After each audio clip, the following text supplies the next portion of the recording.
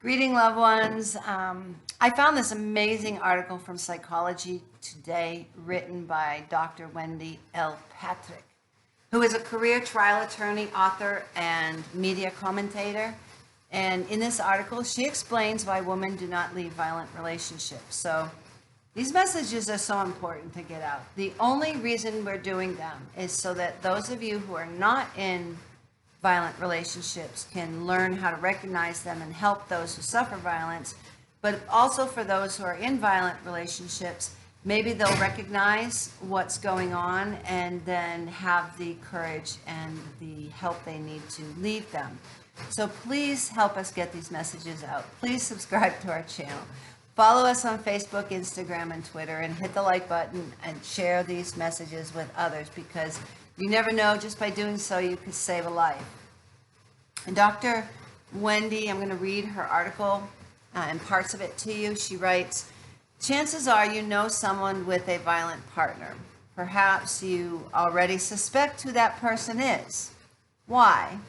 There are clues.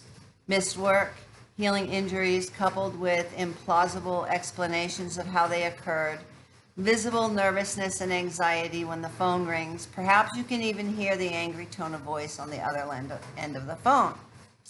She says, you suspect that you have never met the potentially violent partner because he or she would be a walking red flag of controlling, rude mannerisms, or maybe you're suspicious because you have seen this.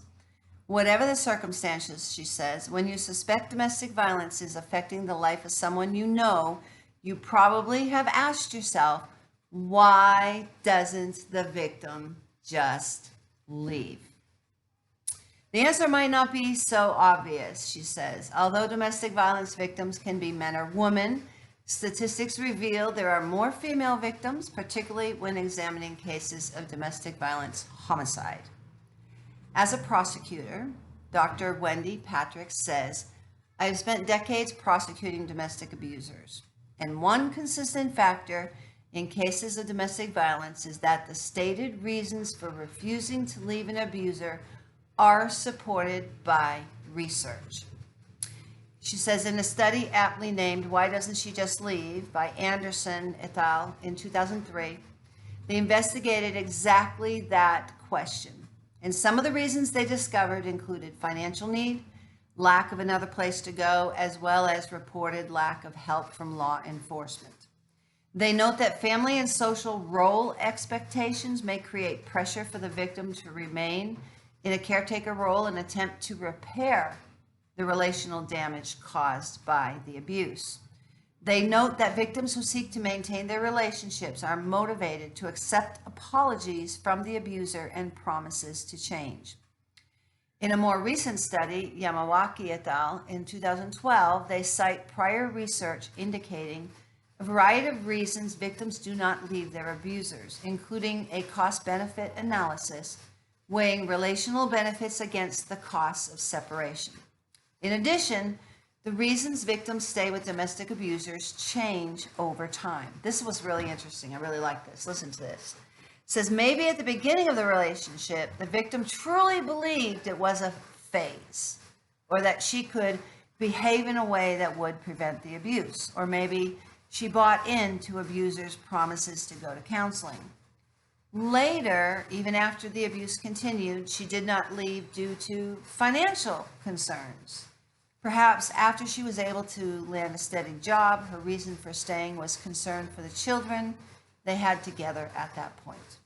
After that, it changes over time. Perhaps she wanted to stay home and just raise the kids, which she could only do if her husband was working. And even absent financial concerns, many victims would rather live under the same roof with her children and her abuser than deal with complicated shared custody arrangements. The reasons for staying, she says, in an abusive relationship are complicated, and they often evolve over time as circumstances change.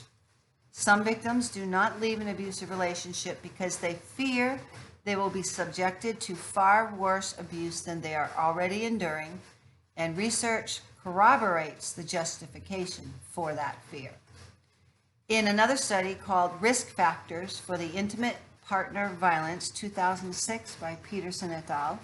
They note that research shows that the risk of intimate partner violence is increased within the context of a separation, and that femicide, that's a murder of women, may be triggered by an actual or even anticipated separation. They also note that the risk of violence during separation is not a long-term possibility, it is immediate. Regarding the explanation for the spike in serious or deadly violence risk during the period of separation, they note that prior research has identified the perpetrator's loss of control over their partner as the trigger. Given these myriad of reasons, she says, victims do not leave their abusers.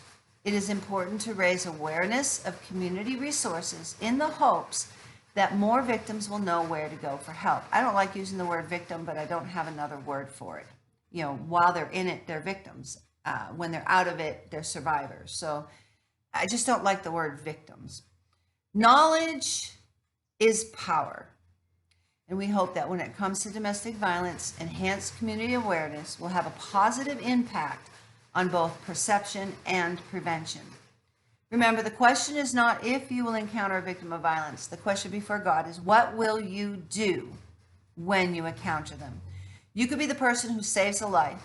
We are all called to be champions for justice. And those who suffer violence need to know that those who love them and those who don't even know them will step out and reach out to them to give them the courage and the help that they need to leave before it's too late.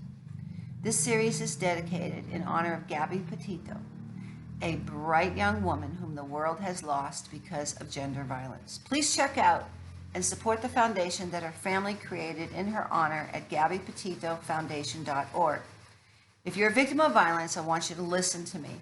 Know this: you are valued, you are loved, you are intelligent, you are beautiful, and God does not want you to suffer violence. He does not want you to endure it.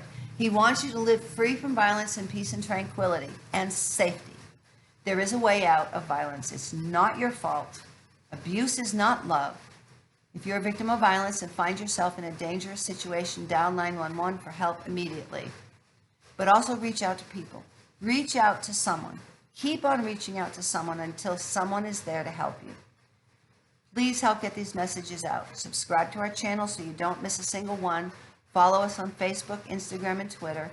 Hit the like button and share these messages in Instagram, share them in Twitter, share them in messages to people on your Facebook pages. Share them everywhere, because you never know. By doing so, you could save a life. Next week, we're going to begin with talking about how you can help stop domestic violence. Until then, God bless.